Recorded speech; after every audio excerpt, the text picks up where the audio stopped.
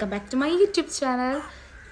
അപ്പോൾ ഇന്നത്തെ എൻ്റെ വീഡിയോ ഞാൻ ഇങ്ങനെ റെഡി ആയിട്ടിരിക്കുന്ന കണ്ടിട്ട് എവിടെയെങ്കിലും പോയെന്ന് നിങ്ങൾ വിചാരിക്കും. പക്ഷേ ഞാൻ ഒരിടത്തും പോയിട്ടില്ല. ഞാൻ റീൽസ് എടുക്കാൻ വേണ്ടി ഒന്ന് ഒരുങ്ങിയതായിരുന്നു.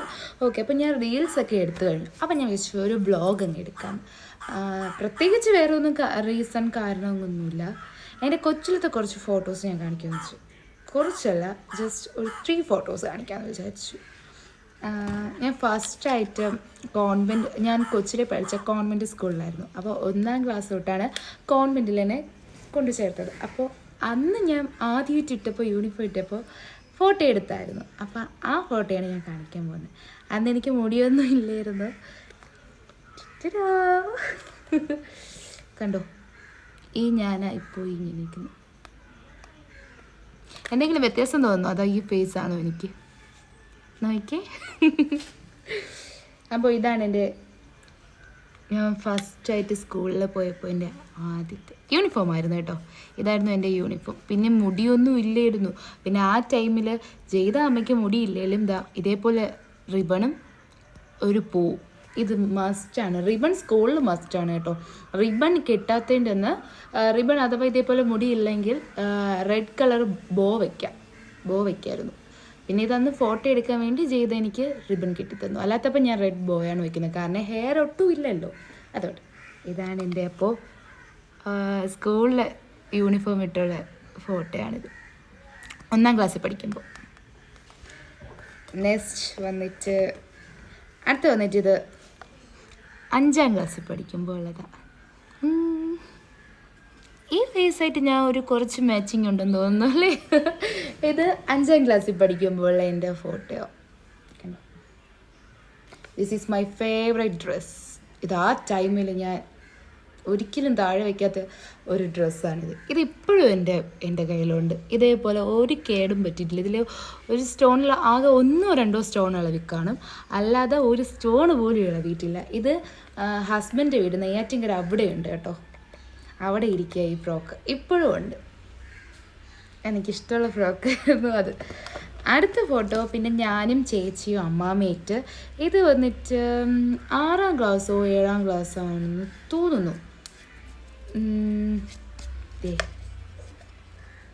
ഈ ഫോട്ടോ കണ്ടോ, ഇതിൽ കുറച്ച് വണ്ണം ഉള്ളതുപോലെ തോന്നുന്നു അല്ലേ. ഫേസൊക്കെ കൊണ്ട് കവിളൊക്കെ വീർത്തിട്ടുണ്ട്.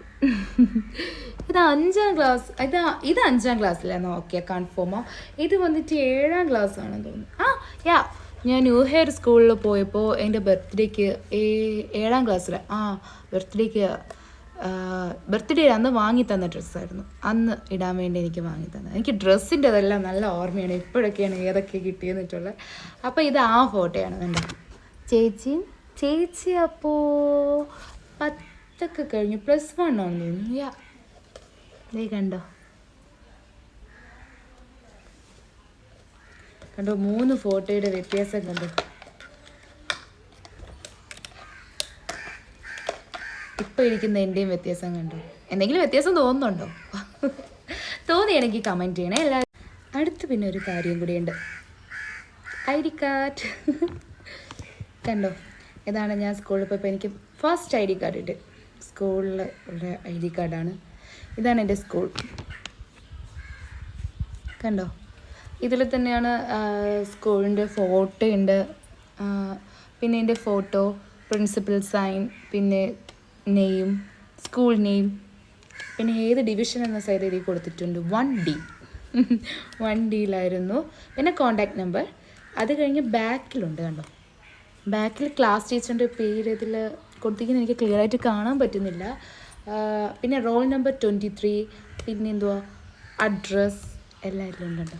ഇതിങ്ങനെ ഇളക്കാൻ പറ്റുമായിരുന്നു. പിന്നെ ഇതിങ്ങനെ പഴയതായില്ല, അതുകൊണ്ട് ഞാൻ ഇളക്കിയിട്ടില്ല ഇതുവരെ.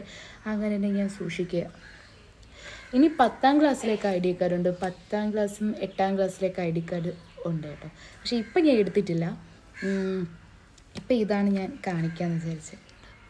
നിങ്ങളുടെ എല്ലാവരുടെ കയ്യിലും ഇതുപോലെ ഉണ്ടോ? സ്കൂൾ ലൈഫിലൊക്കെ ഉള്ള ഓരോ ഓർമ്മകളാണ്. എൻ്റെ ഫസ്റ്റ് ID കാർഡാണ്.